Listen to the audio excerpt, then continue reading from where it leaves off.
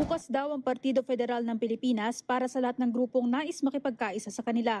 Ayon kay Pangulong Bongbong Marcos na chairman din ng PFP, walang kulay, walang pamumulitika, lahat pwedeng sumama.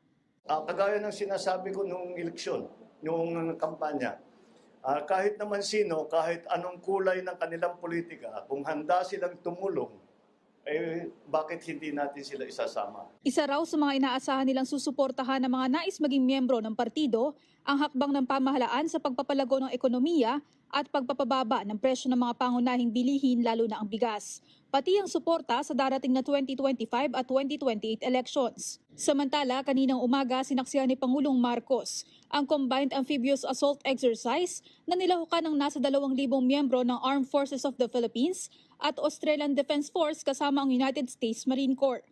So this is our continuing effort to strengthen our capability.